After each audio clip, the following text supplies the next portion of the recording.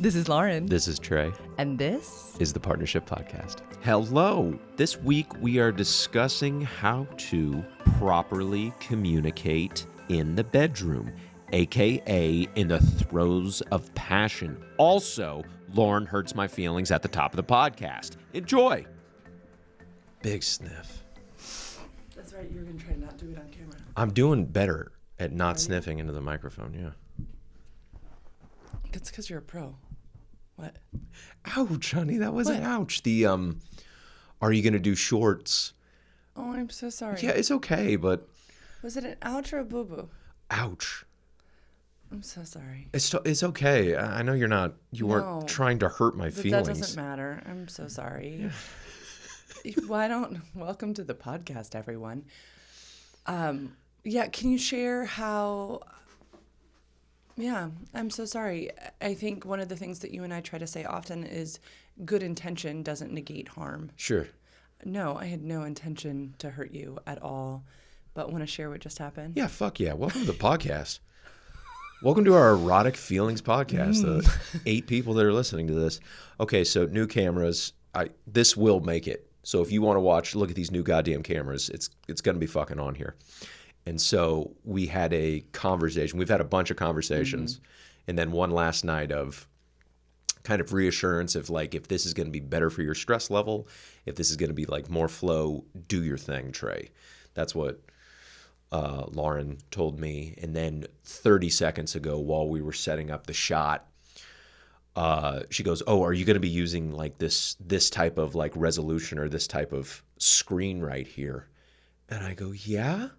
And I've done a bunch of tests, and we'll see. I mean, still, it's an FFT, but it put me in a place of like, am I doing something wrong, or is this going to be hard for you? Which it may be. It may be harder, but I'm so sorry. Yeah, it's okay. It's equivalent to backseat driving. Yeah. Yeah. And we've decided on this podcast that Trey leads production. He leads video and audio production. And I am here to support. And I want everyone to understand he's not saying I don't get to use my voice. He's not silencing. You lead this and I get to support, and it is joyous. I lead the pushing it out, the marketing, the design, aesthetic, all that kind of stuff, the writing of the copy, all that kind of jazz. That's my portion of this. And oftentimes the conversation, like I'm the other piece of conversation in this chair, but you lead production. And I'm sorry. I'm really sorry. I was out of line, and you're a very smart person. We have had some fascinating conversations of, that my goal is for you to be happy and less stressed. And so how do I release that to you? And I just did. It's not up to me to micromanage how you do things. You are a very smart person. And then if you invite me in for feedback or suggestions, great. But you lead this, and I'm sorry. Yeah, no problem. Yeah, because I got to get back into kind of like playful mode. Yeah. I'm down to play. Okay. Anything else you want to I don't know, throw at me? You got some was that attitude that I just picked up on? No, did it hurt anything else aside from the kind of like feeling like a backseat driver is telling you the better way to turn, like turn this way? Oh, you know what it is? Because this may not be the solution. I've been looking for a solution to this problem for 2 years now. Right. And this may not be the solution. And that's kind of where it's like, okay, start over, or just go back to what we were doing previously, which isn't broken, but it's, if there's a water leak, it's like getting a bucket for me. Okay. Yeah. So... Ooh, we're talking like vulnerability. Remember how I said after my footage got destroyed last week that it's not the first time something like that's happened. I know that in the grand scheme of things, sometimes there's a stumble and a fall on the way to the better thing that you find.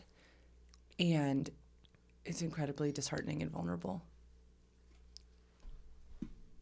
You got a fist away, babe. I've been so close recently that I felt like I was irritating things, but you think you like it closer? When you go like... Oh, when I get quiet. When you go low talking? When I talk quietly and sensitively. We got to start over. Why? Because I'm now micromanaging the podcast. It's okay. I think it's good for people to see this. I think they think that we just like skip through life. They're like, wow, You're both so aware. I don't think anybody thinks we skip through life. What are we talking about, babe? Other than technical difficulties. Ironically, I wanted to talk about coaching up during sex. And so I think this is actually really good because I think what happened just here is what people are afraid will happen if they instruct their lover during a sexual act. Oh, well, they'll hurt their feelings. Yeah. Yeah, cool. Let's talk about it. Yeah. Let's chop it up. Because our feelings are, currently being tiptoed around. Uh-huh. Like ours? Yes, because I just ouched you. Oh, do you feel like you got a tiptoe now? No, I hope you all got that. Do you feel like I got a tiptoe now?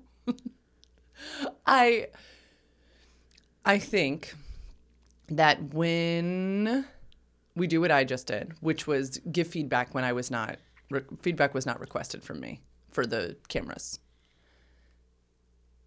we run a risk of offending someone else, hurting feelings, ouching.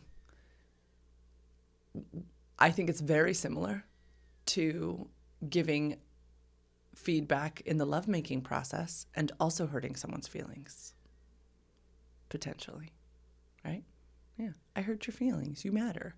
I think that Betty Dodson says, and I say this on this podcast all the time, women are conditioned to fear sex and men are conditioned to fear failing sex. And I think there's a lot of vulnerability in the lovemaking process. There's a lot of great partners out there who want to be better lovers.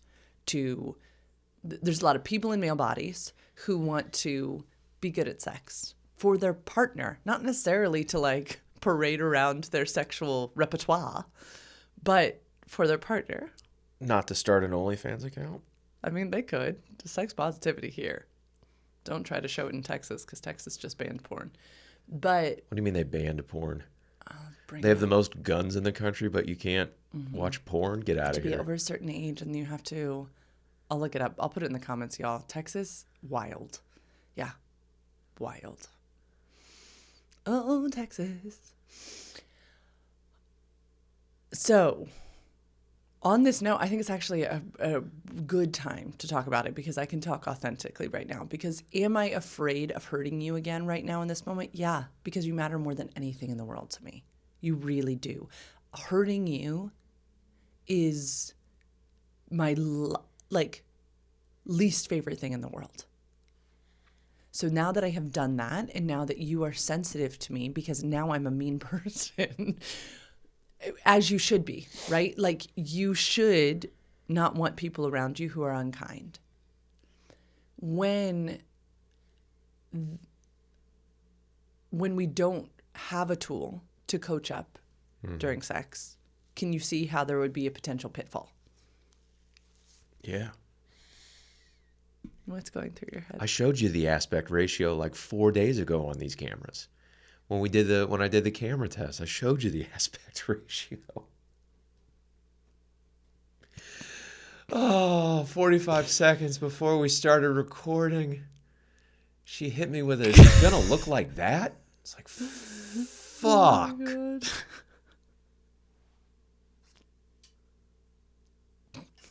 It's done. It's over. The Partnership Podcast is done. Oh my God. Don't bother following on Spotify. It's a better platform than Apple Music. Okay, so let's help some people. We want to.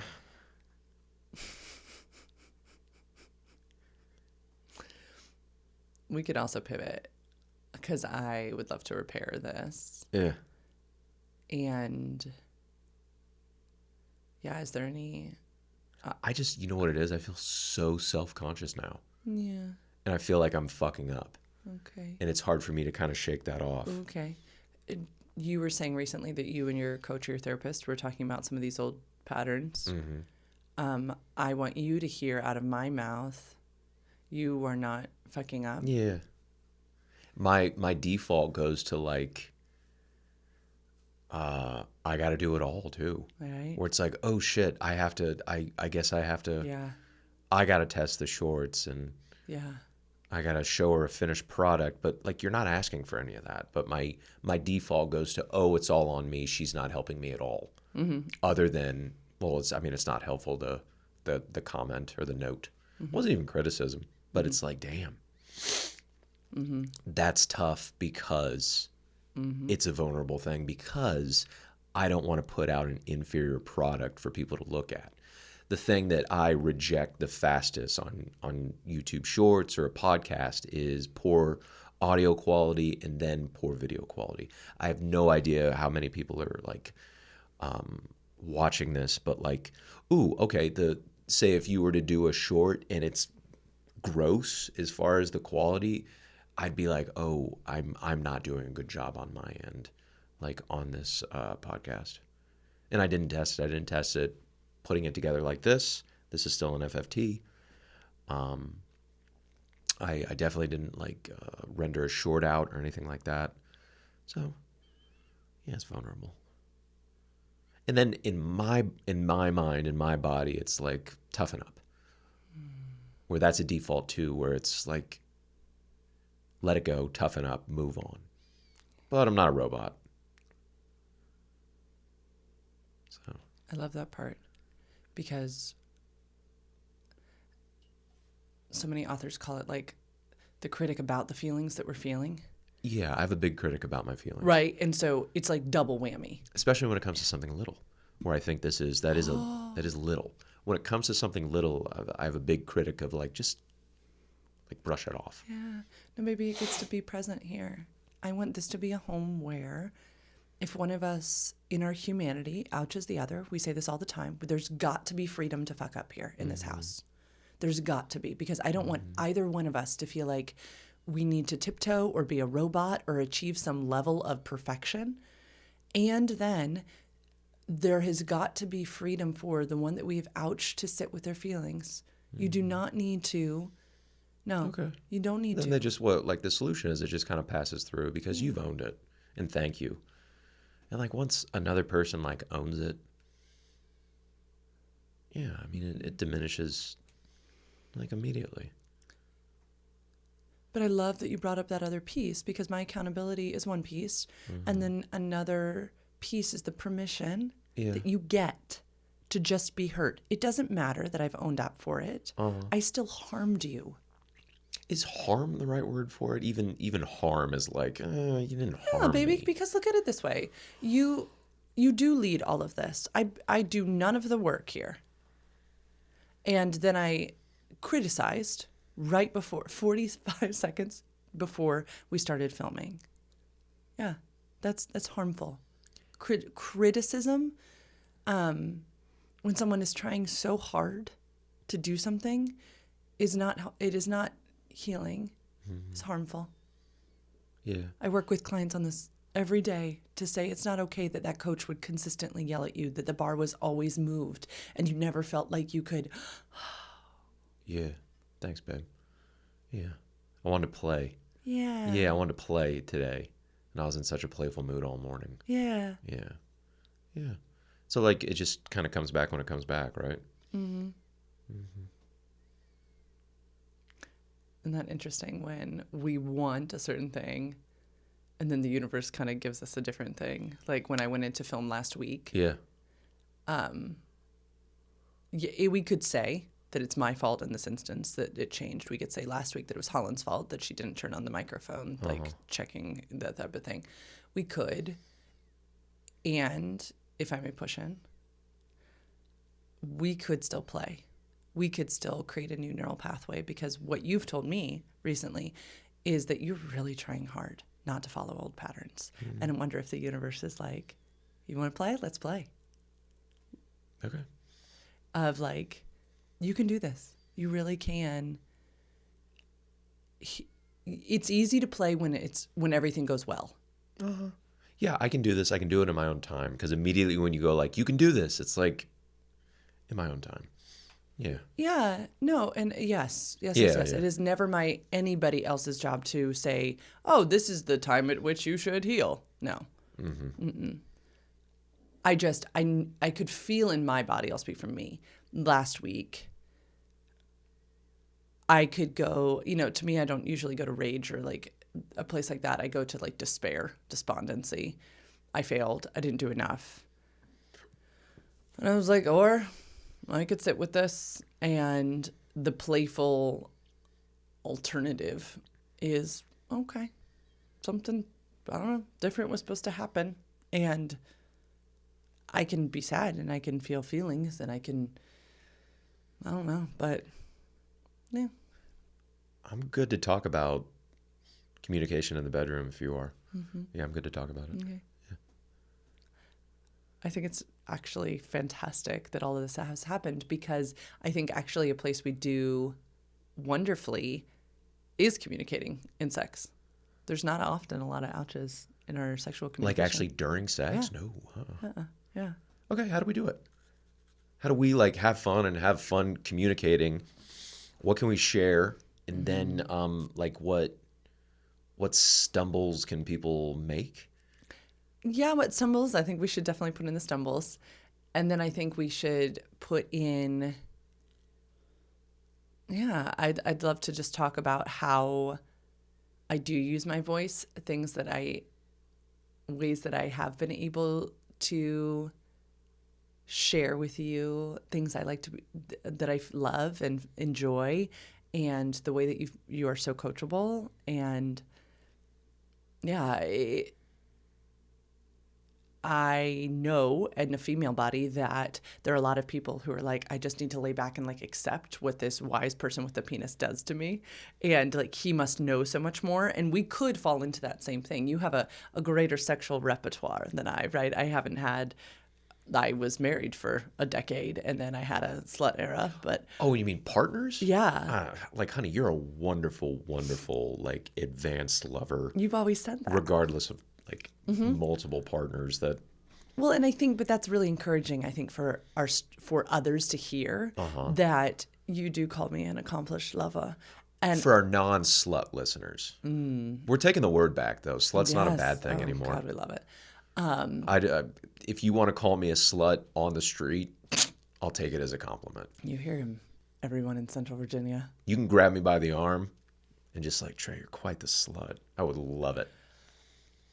I love when you tell me that. It feels so yummy when you tell me that I'm a really good lover, because I used to feel very self-conscious because I haven't had as much experience. And in every other aspect of my life, it takes experience to grow skills and all of this type of thing.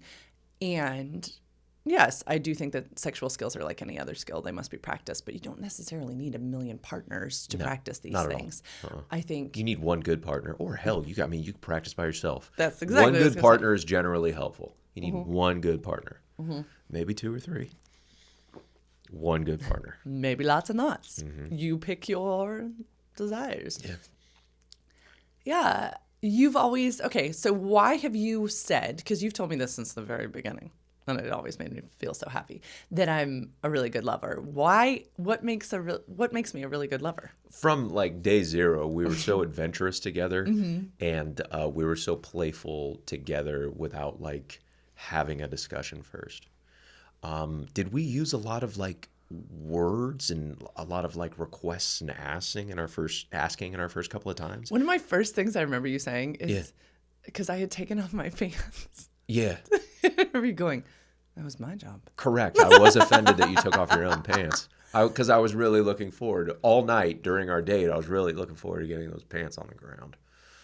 They were, for those listeners who understand this, they were like skinny leg jeans.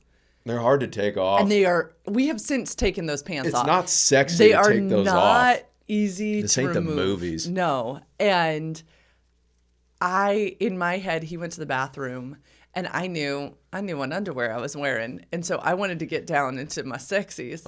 And taking those pants off is not sexy. It's like they got to squeeze around your hips and your ass. And then they're like stuck on your ankles. You have to pull them off.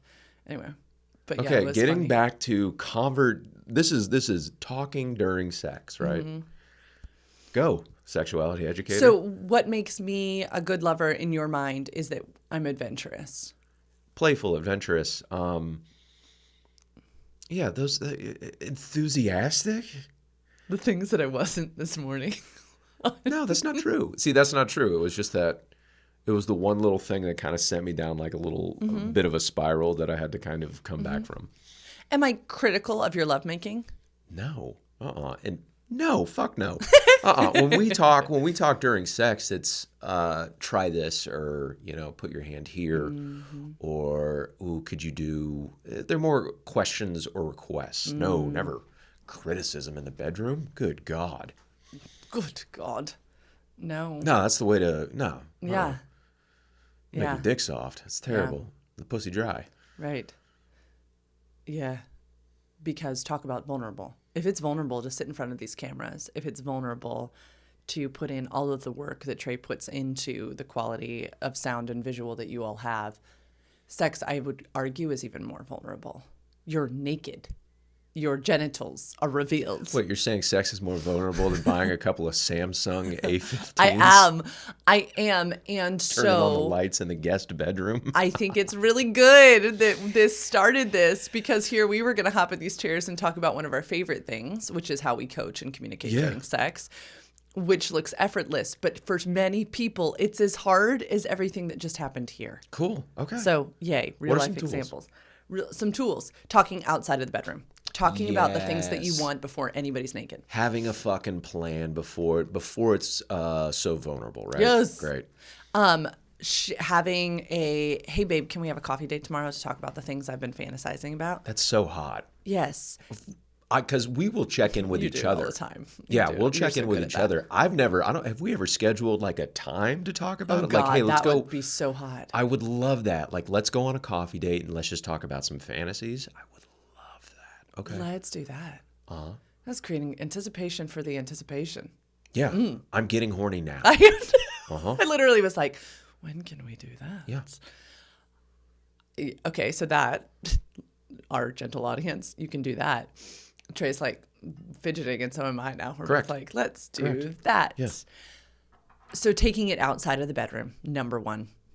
Number two, sharing something. So, Trey's saying fantasies. I would share something that is a desire of what you have been thinking about, which this puts responsibility on self, of how you'd like to be touched or felt or penetrated or kissed or a position, which requires some thinking about it. So if you're not a person who has space in their lives to think about these things, I would recommend starting now.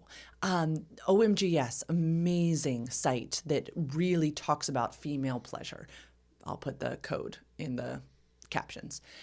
And amazing site. Sure, you could 100% consume some ethical porn. That's a great thing to do too. But if you are like me and you're also more stimulated by audio or written text, read a sexist story, read a romance, or read erotic fiction. Do something that allows you, watch a movie that has a good plot line. Okay, scenario though. I'm a man. I'm asking my wife maybe for the first time or like introducing these things. And it feels really scary for me because I'm afraid that it may be perceived as inappropriate or perverted. Yeah. Which the best fantasies are, but I'm afraid of negative feedback from my partner. You could always work with a sexuality educator. I hear they're really great for Honey, these they're types trying to of get things. it for free. Clearly, they're on this fucking thing. Give me the free advice. Because a sexuality educator could really personalize this experience for you. But if you just want some generic advice, No, I want specific advice to my question.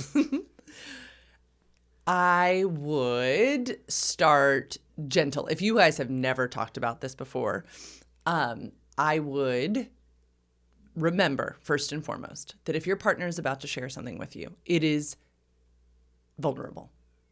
Just please go in like that. And then also remember that we can either be safe spaces for our partners to share sexual desires with, or we can scare them off with our responses. Cool, yeah. If you all remember the podcast where Trey tried to share a sexual fantasy with me while we were in the jacuzzi on our anniversary trip. Drunk. I was not in a space. So what should people start with? A resiliency chicken, I think. Yes, scheduling a time to talk about these things, then checking in on resiliency level. Then decide to share something that is just between the two of you first. Don't go to a fantasy yet. Don't go to, well, this wild and crazy thing I'd really love to try. Start with, can I share something I love that you do to me?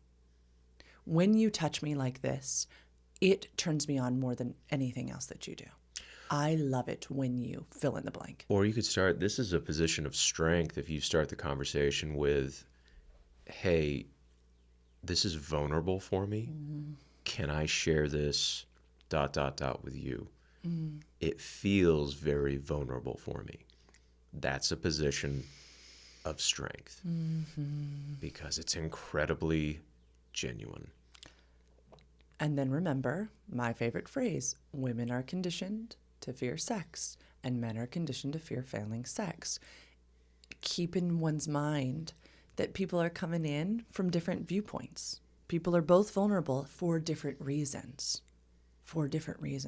If your male-bodied partner or female-bodied person is sharing a desire with you, he is not sharing this so that you will then not want to have sex with him.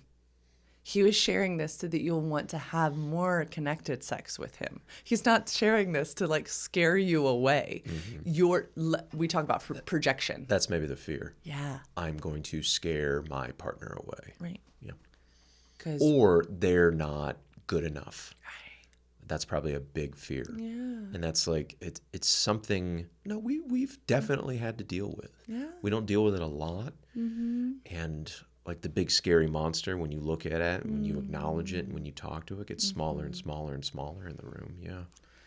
One of my favorite quotes is, not being enough is big business. Fuck yeah. Not being enough is big business. So when your partner shares something vulnerable with you, a desire, zoom out a little bit. They're sharing this with the safest person in their lives, and they want to bring this into the lovemaking that you two share, or you three, or you four share. It is not a poke at, you are not enough. I wish I was with this other person with this type of body who could do this type of thing. No. Like, don't share that.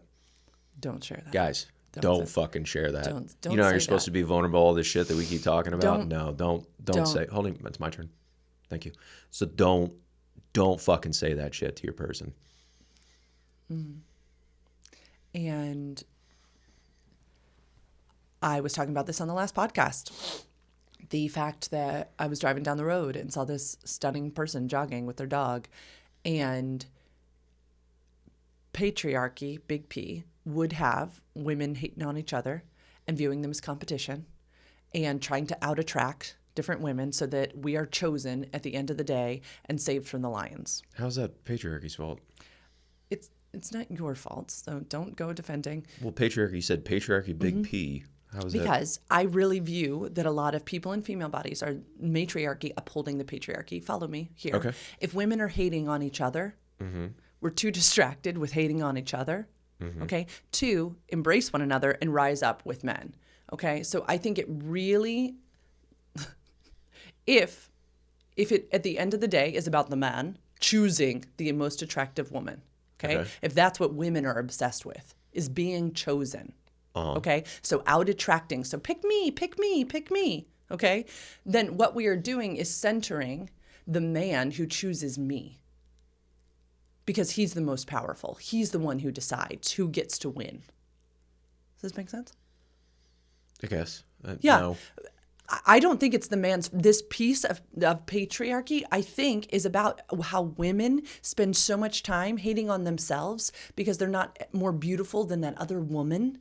Okay? And what we don't realize is that's a waste of fucking time.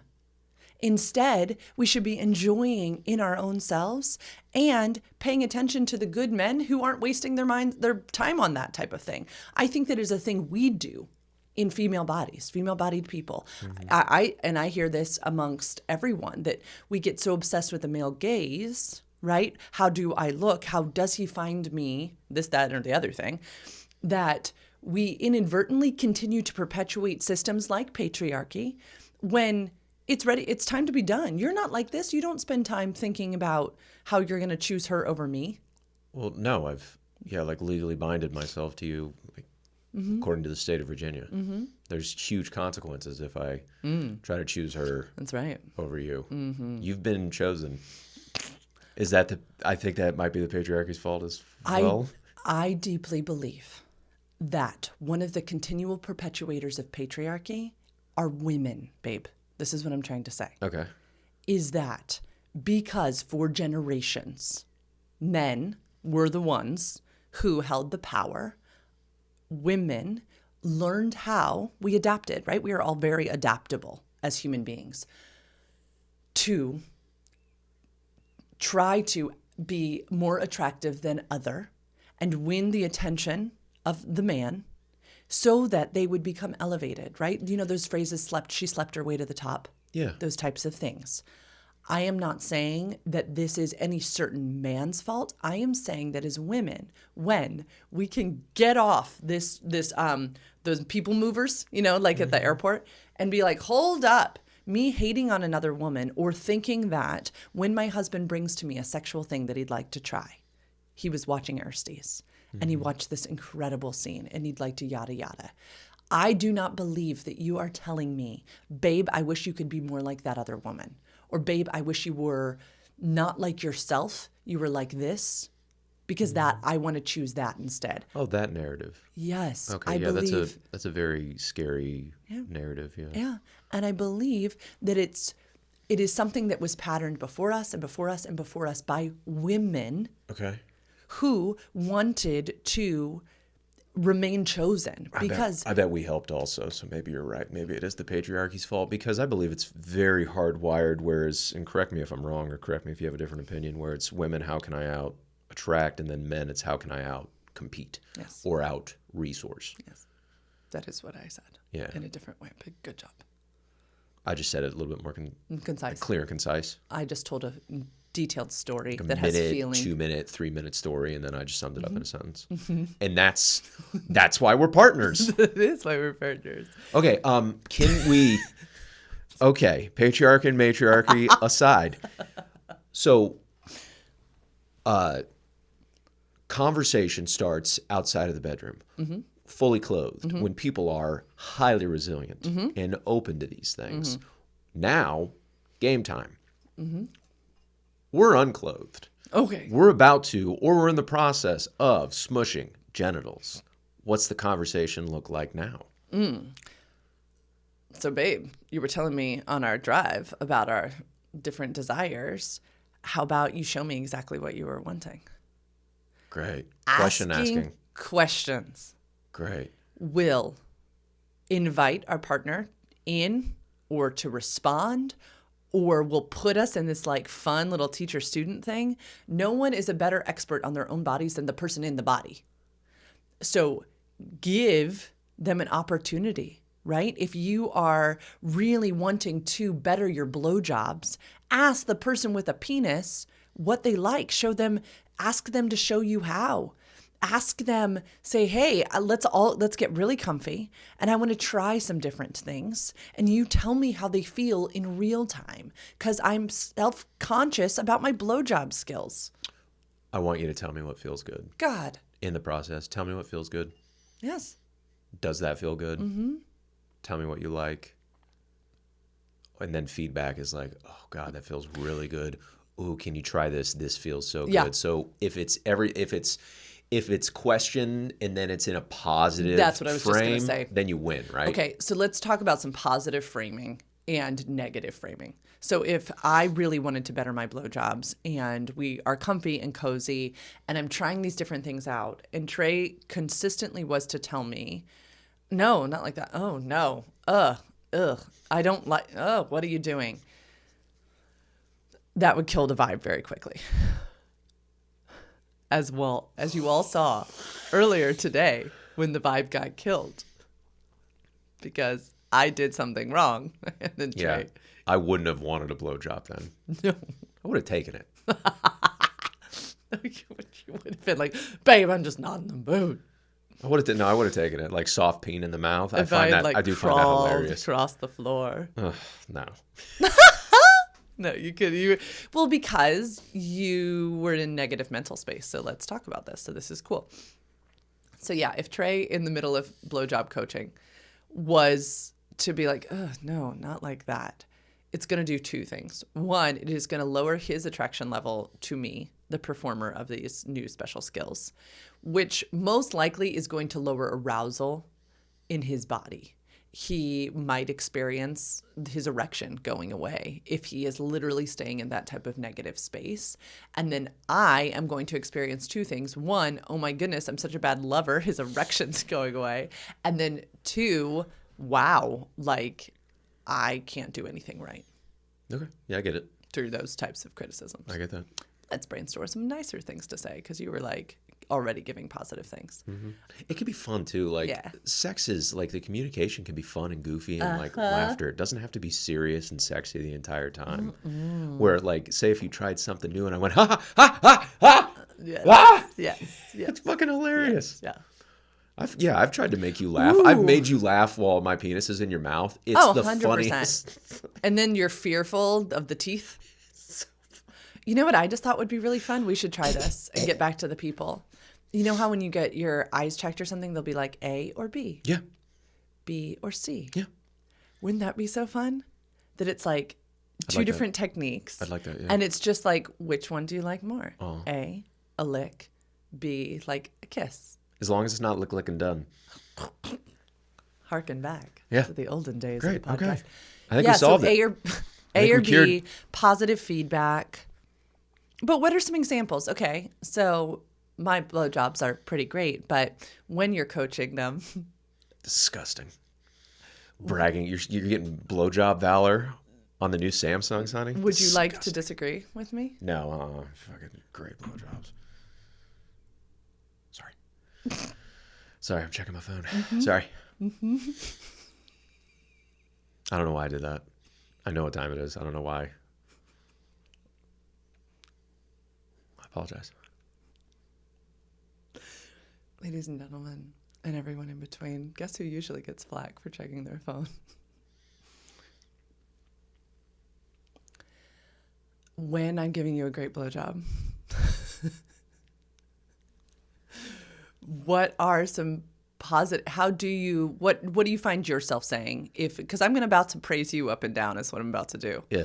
What do you find yourself saying to me when I'm being a good lover? Not when we're in this space in these chairs. Okay, speaking of vulnerable, okay, it's something like, oh,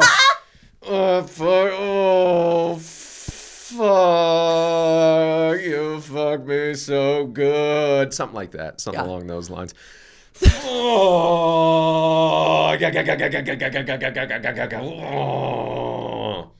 Something along those lines. That was pretty accurate.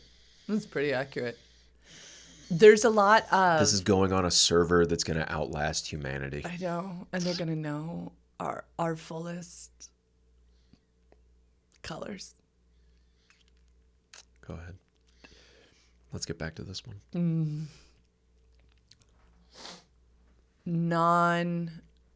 That's still verbal communication. You don't have to use sentences was going to be my point. Soft moans. Oh my God. Yes. That feels so good. Yeah. I read something once that it's like, if they aren't saying things, you're probably doing a very good job. Okay. Interesting. Yeah. If you are watching body language and it is doing that, yeah, keep doing what you are doing. Right. Yeah. It's great. Yeah. Yeah, the moan and the oh fuck is like, okay, keep doing that specific thing. That specific thing. If you're exploring around, spend a little time in that place. Yeah. Like if you get hit with a deep moan. Yeah. Great. And I think, we put so much emphasis on orgasm, on completion, right? Mm-hmm. I loved what you said earlier about being silly too. I would, if you are first starting out at this type of thing, don't make orgasm the end goal. Mm-mm. Make play and creativity and adventure and knowledge the main goal so that it can be like repeated again. No, there's plenty of time for orgasm, or you can go back to something that you know is a tried and true thing, or you can mutually masturbate to give yourself an orgasm at the end. make getting to know each other's bodies the goal. Pleasure, let it be that centered. Why'd you give me a face? Because, I mean, we're trying to come, though, right? You said don't make it the goal. Okay, maybe don't make it the goal, but, like, it's definitely one of the goals in the act of sex. Yeah? If you... Yes or yes? No. True or yes? No, false. Okay. If I felt incredibly pressured when you were learning a new oral technique that I was teaching you to then orgasm. Oh, if it's around an FFT, yeah. Yes. Okay, great. Okay. Well, I mean, that wasn't explained. I had to come in and clearly and concisely explain it very, very quickly. It's going to be a great day, everybody. These new camera phones are tearing our relationship apart. But we're hanging by a thread. So no, I don't think orgasm needs to be the centered thing. If you were teaching me, if I had never given you a blowjob before, it might scare me to like decide that this was going to be the day that I not only learned how to give a blowjob, but then also made you come in my mouth. Like, that's a lot of pressure for you and for me. You've told this audience before that blowjobs can be really stressful because it's like, am I taking too long? Yeah. Point made. Great. When I'm coaching you up, because you are a very receptive student. Did you go to look at your phone again? No, I didn't look at my phone again. I just got the giggles now. You are a very receptive student, and I do think that people with vulvas, our genitals are like much more like tucked inside and hidden, and it does take some coaching. It takes a lot of coaching to acquaint someone with our own bodies, and that can feel very self-conscious, very, very, very, especially if you have this mindset that men are supposed to know more about sex and you're in a hetero partnership. So first of all, like throw that out the window. Even if you're with a partner who does have more sexual experience and it's your first time together, he's never been with your vulva. It doesn't matter. You get to coach up on your vulva, and it is not your male body partner's job to understand your body. That's a lot of pressure to put on somebody. So yeah, I do a lot of coaching. Do you have anything that you like or don't like that I instruct on? The only time, maybe pushback. Yeah. The only time is, say, if I get a lot of instruction and we haven't like talked about it at first, or if I'm getting note on note on note on note. And then like sometimes because it's like, I just want to do my own thing down here. Mm-hmm. Yeah. Which is taking, my friends, and not an act of service. Mm-hmm. And we should get chances to do that from our partners. True. And so Trey and I have talked about this extensively on the podcast, is that sometimes we just want to enjoy the other's genitals. Mm-hmm. Like, this is for me. Shut up. Yeah. Quiet. And quiet so we're learning to do a better job with that using may I questions of may I go down on you and just enjoy this for myself. Can you talk about taking versus serving? Yeah, serving. Mm-hmm. Taking would be for the pleasure of the person taking, doing the action. So Trey and I have talked about this as revolutionized our oral games. Sometimes I just want to enjoy Trey's penis. It's very graphic. For my pleasure, and it's not about an act of service to bring him to orgasm. It is literally because I like his body and I want to enjoy his body. What's so cool is that Trey's gift to me is just allowing me to use his body. He doesn't need to pressure himself to orgasm. He just gets to be desired by my feral desire for him. Yes. Taking. Yes, taking. So it's not a bad thing. Not a bad thing at all when it's Taking. asked for. Great. Babe, may I go down on you? Does that feel okay with you? I just want to spend some time in my favorite place. Yeah, can I play? Yes, for me. Okay. Okay. And then if you want to, in real time, if you want to kind of switch it up, it's like, honey, tell me what you like. Can you hit him? Can you hit somebody with that? You could. This is the thing about service, right? Is that it needs to originate with the person accepting the gift. So what I was going to say is, will you go down on me? Yes, I will. Okay. Is where service should originate. Oh, so maybe not renegotiate in the actual act. Mm-hmm. Okay. Or Yeah, it's just you're going to change the mindset. You're going to change the mindset. And that's okay. But if you were going down for yourself, like on my pussy, and you just wanted to spend some time down there, and then all of a sudden I'm coaching you, will you do this? Will you do that?